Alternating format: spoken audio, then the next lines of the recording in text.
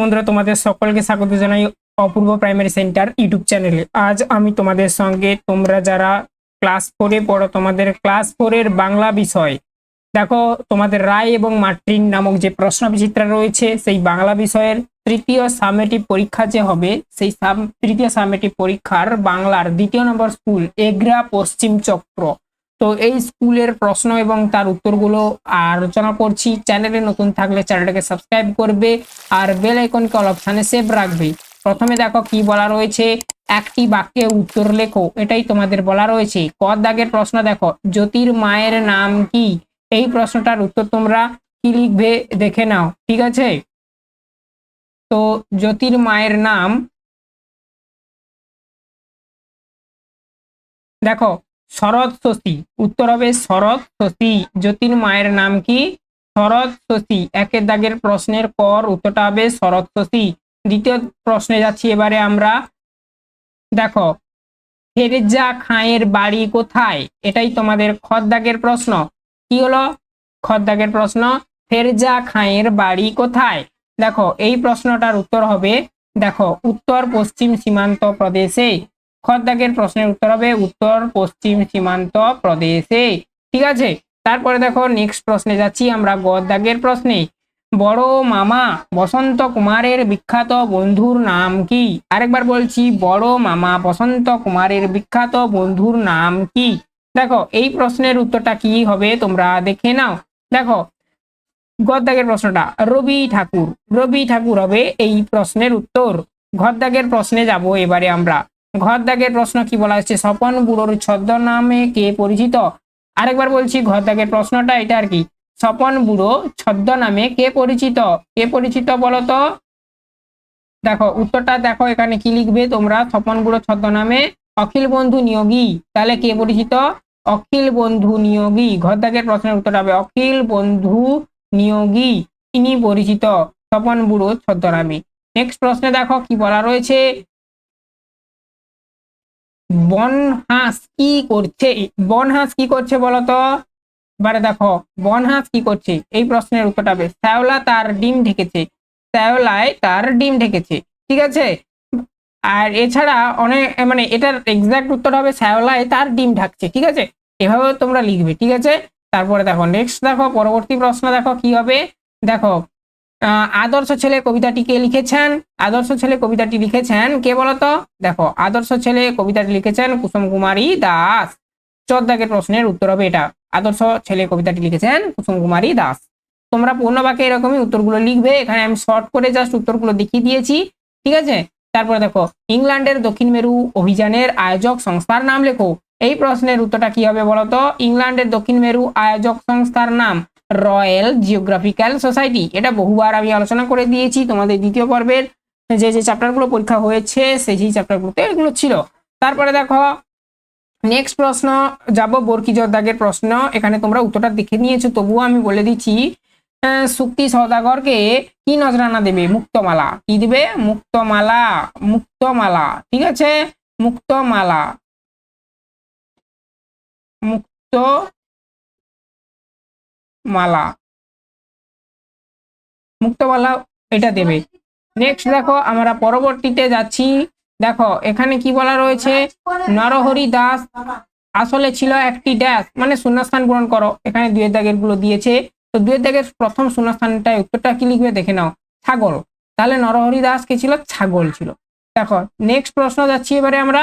শূন্যস্থানটা দেখো, নরহরি দাস গল্পে আসলে ছিল একটি ছাগল, এখানে তোমরা ছাগল লিখবে। তারপরে দেখো খ দাগের প্রশ্ন, মায়াদেবী গল্পে ড্যাশ নদীতে শুকুক দেখা যেত, মানে শুশুক আর কি। শুশুক কি কি সেটা সম্পর্কে একটা ডিটেলস আমি ভিডিও বানিয়ে রেখেছি, দেখতে পারো আমার চ্যানেলের লিঙ্ক এই ভিডিওর ডেসক্রিপশনে দেওয়া রয়েছে। আচ্ছা, বাতাসি, বাতাসি হবে শূন্যস্থানে, বাতাসি লিখবে। নেক্সট প্রশ্ন দেখো, বাবানচার বড় ছেলে ড্যাশ। বাবানচার বড় ছেলে কে বলতো? দেখো বাবানচার বড় ছেলে, এখানে উত্তরটা দেখে নাও, আলী হোসেন খাঁ। আলী হোসেন খাঁ, উত্তরটা দেখতে পাচ্ছ, আল হস্যইকার হয়কার সেকার দন্ত ন, হয় চন্দ্রবিন্দু আকার, আলী হোসেন খাঁ। নেক্সট দেখো পরবর্তী প্রশ্ন যাচ্ছি এবারে আমরা। পরবর্তী প্রশ্ন কি বলা হচ্ছে, স্কট ড্যাশ সালে জন্মগ্রহণ করেন? ঠিক আছে, স্কট কত সালে জন্মগ্রহণ করেন বলো তো? এই প্রশ্নের উত্তরটা হবে দেখো 1868 খ্রিস্টাব্দে স্কট জন্মগ্রহণ করেন, 1868 খ্রিস্টাব্দে। ঘর থেকে প্রশ্নের উত্তর হবে। তারপরে দেখো নেক্সট কি বলা রয়েছে, ট্রাম ছাড়া একটি পরিবেশ বান্ধব যান হলো। তাহলে পরিবেশ বান্ধব যান কি হবে বলতো? দেখো ট্রাম ছাড়া সাইকেল, সাইকেল পরিবেশ বান্ধব যান মানে কি, যেগুলো পরিবেশ দূষণ ঘটায় না। তারপরে দেখো নেক্সট কি বলা রয়েছে, পরবর্তীতে যাচ্ছি এবারে আমরা। দেখো নৌকো এগিয়ে চলে ড্যাশ করে, এখানে তর তর লিখে দেবে তোমরা, এই শূন্যস্থানে তর তর লিখে দেবে। এবারে দেখো কি বলা রয়েছে, 3-এর দাগে ক স্তম্ভের সঙ্গে খ স্তম্ভ মেলাও। ক স্তম্ভের সাথে খ স্তম্ভ মেলাতে বলেছে। দেখো কতে দেওয়া রয়েছে নীল লোহিত, ক স্তম্ভে, খতে দেওয়া রয়েছে সত্যেন্দ্রনাথ দত্ত, রবীন্দ্রনাথ ঠাকুর, সুনীল গঙ্গোপাধ্যায়। এখানে এই প্রশ্নটার উত্তর যেটা হবে তোমরা দেখে নাও। দেখো হস্তইকারে দেওয়া রয়েছে, অর্থাৎ শেষ অপশনটা, অর্থাৎ কি বলা রয়েছে দেখো সুনীল গঙ্গোপাধ্যায়। পর সাথে যাবে এই যে হস্তইকার, সুনীল গঙ্গোপাধ্যায়। ঠিক আছে, ছন্দের জাদুঘর সত্যেন্দ্রনাথ দত্ত, অ হবে। তারপরে দেখো কাবুলিওয়ালা, রবীন্দ্রনাথ ঠাকুর। ঠিক আছে, বোঝা গেল, আমি করে দিলাম। এরপরে দেখো বাক্য রচনা করো, কি বলা রয়েছে, প্রতিবেশী, দুরন্ত, ঘুড়ি, এগুলো দিয়ে কি কি বাক্য রচনা হবে দেখে নাও। বাক্য রচনাগুলো তোমরা এবারে দেখো। প্রতিবেশী, প্রতিবেশী হবে দেখো বাংলাদেশ আমাদের প্রতিবেশী দেশ, এটা দিয়ে তোমরা বাক্য রচনাটা করবে। নেক্সট দুরন্ত ছিল, এরকমই লিখে পয়েন্ট করে লিখবে, রাম খুব দুরন্ত প্রকৃতির ছেলে। নেক্সট ঘুড়ি ছিল, শীতকালে ছেলেরা মাঠে ঘুড়ি ওড়ায়। ঠিক আছে, এবারে 5 দাগের কতে কি কি দেওয়া রয়েছে নির্দেশটা দেখে নাও। 5 দাগের ক দেখো কি বলা রয়েছে, স্বাধীনতা জোয়ার দিবস দুর্বল, বিপরীত শব্দ এগুলো লিখতে হবে, দেখে নাও। স্বাধীনতা জোয়ার দিবস, হ্যাঁ, এগুলোর যে বিপরীত শব্দগুলো দেখে নাও। 5 দাগের কতে ছিল স্বাধীনতা, আমি পাবেন, এর উত্তর হবে পরাধীনতা। তারপরে দেখো জোয়ার, এর বিপরীত শব্দ হবে ভাটা, উত্তরটা হবে ভাটা আর কি। দিবস রাত্রি, দুর্বল সবল। এরপর আমরা 6 দাগে যে যে নির্দেশটা দেওয়া রয়েছে দেখবো, তারপরে কি কি দেওয়া রয়েছে দেখবো। শব্দার্থ লেখো, বদর, কাঠকুটো, মারমেড, মারমেড আর আছে খাসা। তো এগুলো শব্দার্থ তোমাদেরকে লিখতে হবে। 4টা দেওয়া রয়েছে, ক খ গ গ করে, ক খ গ ঘ। ঠিক আছে, তো দেখো 5 দাগে পর এরপর আমরা 6 দাগের গুলো দেখবো। ফার্স্ট 5 দাগের পর 6 দাগের ক দেখো, বদর, এর শব্দার্থ হবে 5 পীরের অন্যতম বদরগাছি, লিখে পূর্ণচ্ছেদ দেবে। জলযাত্রা ঠিক মতন হয়, নির্বিঘ্নে হয় আর কি, অর্থাৎ নির্বিঘ্নে, এই জন্য অর্থাৎ দিয়ে এখানে নির্বিঘ্নে লেখা রয়েছে, সেই জন্য মাঝিরা এর নাম স্মরণ করে। তাহলে বদর কি না 5 পীরের অন্যতম বদরগাছি। আর জলযাত্রা যাতে ঠিক মতো হয়, অর্থাৎ আগেকার দিনে নাবিকরা সমুদ্রে বাণিজ্য করতে যেত, তো বাণিজ্যকেই বলা হচ্ছে জলযাত্রা। ঠিক আছে, তো যাতে ঠিক মতন হয়, তো অর্থাৎ নির্বিঘ্নে হয়, সেই জন্য মাঝিরা এর নাম স্মরণ করত, মানে এই পীরের নাম স্মরণ করত, পীর ঠাকুরের নাম। ঠিক আছে, তারপরে দেখো কাঠকুটো ছিল তোমাদের খতে, কাঠকুটো শব্দার্থ হবে কাঠের ছোট ছোট টুকরো। নেক্সট ছিল মারমেড, এর শব্দার্থ হবে জলকণা বা কাল্পনিক। ঠিক আছে, ঘতে ছিল খাসা, খাসা শব্দার্থ হবে চমৎকার।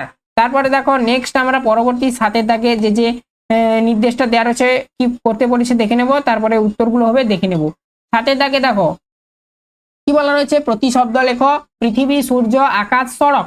এগুলো তোমরা আশা করি বই দেখছো, ওখানে দেখতে থাকো, আমি এখানে দেখিয়ে দিচ্ছি।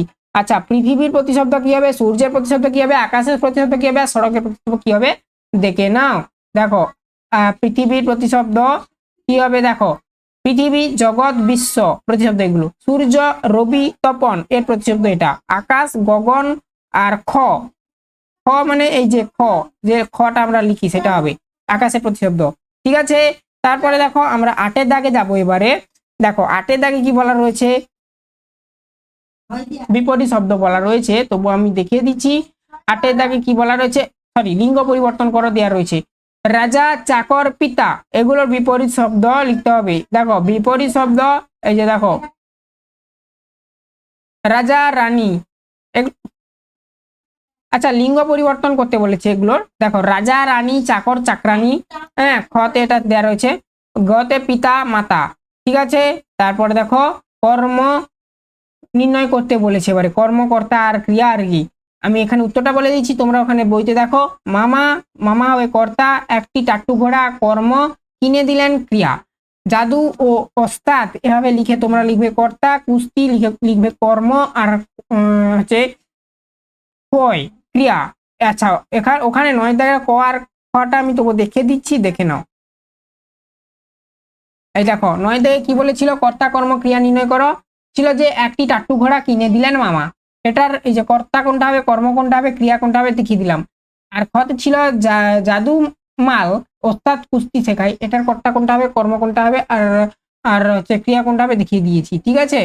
আর লিঙ্গ পরিবর্তনে কিংবা প্রতিশব্দ লেখ এগুলোতে আমি যে দুটো করতে বলেছি যেখানে, সেখানে 3টে দেখিয়েছি, আর যেখানে 3টে করতে বলেছি 3টে দেখিয়ে দিয়েছি, বোঝা গেল। তারপরে দেখো তোমরা হয়তো অনেকে বলতে পারো যে 4টা দেওয়া রয়েছে ওখানে কেন 3টে দেখালে, তো আমি যে 3টে তোমাদের সুবিধা হবে সেই 3টিই দেখিয়েছি, ঠিক আছে। তো তারপর দেখো কি বলা রয়েছে, এলোমেলো বর্ণগুলি সাজিয়ে শব্দ বানাও।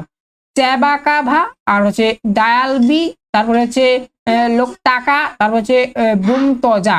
এগুলো আমি ক খ গ ঘ নির্দিষ্ট করে বলিনি, যদিও ওখানে দেখো আমি সাজিয়ে তোমাদের উত্তরটা রেডি করে দিয়েছি, দেখে নাও কি বলা রয়েছে। উত্তরগুলো দেখো আসছে।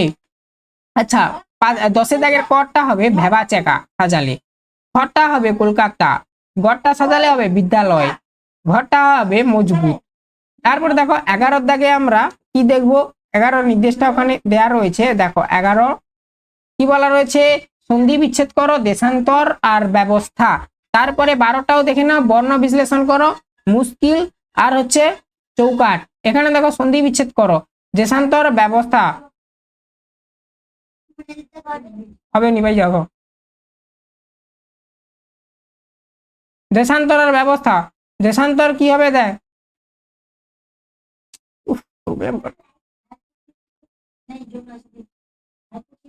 দেশান্তর দেশযুক্ত অন্তর, আর ব্যবস্থা হবে বিযুক্ত অবস্থা। তারপরে দেখো তোমাদের ছিল যে সন্ধি বিচ্ছেদ, 12 ক হবে ম যুক্ত উ যুক্ত স যুক্ত অ যুক্ত ক যুক্ত ই যুক্ত ল যুক্ত অ, মুশকিল। আচ্ছা যেগুলোতে এখানে এই যে হসন্ত দেওয়া রয়েছে এগুলো তোমরা একটু উজ্জ করে বলবে, অর্থাৎ জোর দিয়ে বলবে, মানে আমরা এমনি তালবসকে স বলি, আর যেটা মানে এই যে হসন্ত দেয়া থাকবে সেটাকে উজ্জ করে বলতে হবে স, এরকম করে বলতে হবে। আচ্ছা আমরা ম কে এমনি ম বলি, তখন যখন এই হসন্ত দেয়া থাকবে এই চিহ্নটাকে হসন্ত বলে, যখন হসন্ত দেয়া থাকবে সেগুলোকে তোমাদেরকে জোর দিয়ে বলতে হবে, মানে ম এরকম করে বলতে হবে, ঠিক আছে। তারপরে দেখো খতে ছিল চ যুক্ত ঔ কার যুক্ত ক যুক্ত আ যুক্ত ধ যুক্ত অ, মানে চৌকাট। তারপরে দেখো 13 দাগে কি বলা রয়েছে, 13 দাগের গুলো দেখবো এবারে আমরা। 13 দাগে দেখো কি বলা রয়েছে, নিচের প্রশ্নগুলির উত্তর দাও যে কোনো একটি। সারা দেশে সেদিন ছড়িয়ে পড়লো কৃষ্ণনগরের এই কাহিনী, কার লেখা, কোন রচনার অংশ, সারা দেশে ছড়িয়ে পড়া কাহিনীর বর্ণনা দাও। দেখো কার লেখা কোন রচনার অংশ, এই দুটো প্রশ্নের উত্তর তোমরা কি লিখবে, দেখো ফার্স্ট দেখো 13 দাগের কটা, পৃথ্বীন্দ্রনাথ মুখোপাধ্যায়ের লেখা বাঘা যতীনের অংশ, ঠিক আছে। তাহলে পৃথ্বীন্দ্রনাথ মুখোপাধ্যায় প্রথমের উত্তর, বাঘা যতীন হবে তারপরের উত্তর। দেখো এখানে 3টি প্রশ্ন দেওয়া রয়েছে তোমাদের, এই প্রশ্নের মধ্যে কার লেখা, পৃথ্বীন্দ্রনাথ মুখোপাধ্যায়ের লেখা, এটা বলবে, কোন রচনার অংশ, বাঘা যতীন রচনার অংশ। দুটো প্রশ্ন পেয়ে গেলে এখান থেকে। সারা দেশে ছড়িয়ে পড়ার কাহিনীর বর্ণনা দাও। আচ্ছা এই প্রশ্নের উত্তরটা দেখো কি লিখবে, রাস্তায় বেরিয়েছিল একটি পাগলা ঘোড়া, এটা লিখে পূর্ণচ্ছেদ দেবে। তা দেখে ছুটে সবাই পালাচ্ছে, পূর্ণচ্ছেদ। কেবল একটি শিশু ভয় পেয়ে সেখানে দাঁড়িয়ে রয়েছে, পূর্ণচ্ছেদ। যদি ঝটপট ঘোড়া ও শিশুর মাঝামাঝি সে যেই এসেছে কমা অমনি ঘোড়াটি ঝাঁপিয়ে পড়ে জ্যোতির ঘাড়ে, পূর্ণচ্ছেদ। জ্যোতি তখন তার কেশরে অর্থাৎ ঘোড়ার চুল ধরে বাধা দেয়, পূর্ণচ্ছেদ। ঘোড়াটিও তাকে ঝটকা মারে, পূর্ণচ্ছেদ। কিন্তু জ্যোতি তার পিঠে চড়ে তাকে নানাভাবে শান্ত করে তা শিশুটিকে বাঁচিয়ে তোলে। এই ঘটনাটি সারা দেশে ছড়িয়ে পড়েছিল। আর এটা একটু অস্পষ্ট লাগছে তোমাদের, এইটা হবে উত্তর। আর হচ্ছে একটু অস্পষ্ট লাগছে, কিছু মনে করো না, আমি বলে দিয়েছি, তোমরা শুনে শুনে লিখে নাও। নেক্সট পরবর্তী প্রশ্নে যাব এবারে আমরা। ধলেশ্বরী আইলোক নাকি ও মাঝি ভাই, কোন রচনার অংশ? প্রথম প্রশ্ন এটা তোমাদের। কার লেখা? দ্বিতীয় প্রশ্ন। বক্তা কে? তৃতীয় প্রশ্ন। ধলেশ্বরী এসেছে শুনে বক্তা কি করেছিল? চতুর্থ প্রশ্ন। ধলেশ্বরী কেমন নদী? ঠিক আছে, পঞ্চম প্রশ্ন। 1 2 3 4 5, তাহলে 5টি প্রশ্নের উত্তর তোমাকে এখানে দিতে হবে। আমি প্রথম মানে পরপর করে বলে দিচ্ছি, তোমরা বুঝতে পারবে। প্রথমে দেখো, প্রথম প্রশ্নের উত্তরটা কি লিখবে? দেখো এখানে দেখো, আমার মার বাপের বাড়ি, এইটার অংশ। মানে এটা হচ্ছে প্রথম 1 নাম্বার প্রশ্নের উত্তর। দ্বিতীয় নাম্বার প্রশ্ন, রানীচন্দ্র। তৃতীয় নম্বর প্রশ্ন, লেখিকার মা। ঠিক আছে। চতুর্থ নম্বর প্রশ্ন তোমাদের বইয়ের 107 নাম্বার পেজে পেয়ে যাবে, কিংবা আমি এখানে 107 নাম্বার পেজ, চতুর্থ দাগের যে প্রশ্নটা। তো কম্পিউটার থেকে লিখছি, এরকম লাগছে, কিছু মনে করবি না। ধলেশ্বরী এসেছে শুনে মা চোখ দুটো চিপে বালিশের ভিতর মাথাটা গুজিয়ে দেন। এটা হচ্ছে চতুর্থ নম্বর প্রশ্নের উত্তর। পঞ্চম যে প্রশ্ন, অর্থাৎ 5টা প্রশ্ন তোমাদের ওখানে আমি দেখিয়েছি। পঞ্চম প্রশ্নের উত্তর হবে খেপা, মানে ধলেশ্বরী কেমন নদী? খেপা নদী। এরপরে দেখো 14 দাগের ক খ এরকম যে প্রশ্নগুলো রয়েছে তার উত্তর আমি তোমাদের দেখাচ্ছি এবং আলোচনা করে দিচ্ছি। এখানে 5টি প্রশ্ন দিয়েছে, আমি বলে দিলাম। ঠিক আছে, 5টা প্রশ্ন। 14 দাগে দেখো, কোনটি কি ধরনের বাক্য? লেখো। ক দাগে, ছি ছি তুই এ কাজ করলে। আচ্ছা, ক দাগের প্রশ্ন দেখো, ছি ছি তুমি এ কাজ করলে। আর খ দাগে দেখো, তুমি কবে ফিরবে। এটি কোনটি কি ধরনের বাক্য? তো এই প্রশ্নগুলোর উত্তর দেখো কি হবে। 14 দাগের ক হবে বিস্ময়বোধক বাক্য, আর খ দাগের প্রশ্ন হবে প্রশ্নবোধক বাক্য। ঠিক আছে, তো এই ছিল টোটাল তোমাদের এই স্কুল এবং তার প্রশ্ন এবং উত্তর। আশা করি তোমরা বুঝতে পারলে। ঠিক আছে, এখানে দেখো 15 দাগে বলেছে যে কোনো একটি বিষয়ের ওপর অনুচ্ছেদ রচনা করো। অলরেডি আমি তোমাদের রচনা কমপ্লিট করে রেখেছি, তার প্লেলিস্টের লিংক এই ভিডিও ডেসক্রিপশনে দেওয়া রয়েছে। তোমাদের এখানে বলেছে বাঙালির প্রিয় উৎসব, তুমি এখানে তোমার প্রিয় উৎসব লিখতে পারো। যেমন আমাদের বাঙালির প্রিয় উৎসব কি? দুর্গাপুজো, দুর্গাপুজো সম্পর্কে লিখতে পারো, কিংবা কালী পুজো, এটাও লিখতে পারো। ভাইফোঁটা, অনেক উৎসব আছে আমাদের বাঙালির, 12 মাসে 13 পার্বণ বলা হয়। তো এখান থেকে যে কোনো একটা উৎসব তোমাকে লিখতে হবে।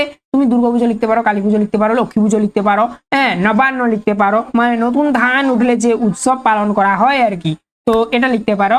এছাড়া তোমাকে লিখতে বলেছে শীতকাল, তো তোমাকে শীতকাল সম্পর্কে লিখতে হবে। অলরেডি আমি তোমাদের রচনা কমপ্লিট করে রেখেছি, তার প্লেলিস্ট লিংক এই ভিডিও ডেসক্রিপশনে দিয়ে দিচ্ছি, দেখে নেবে।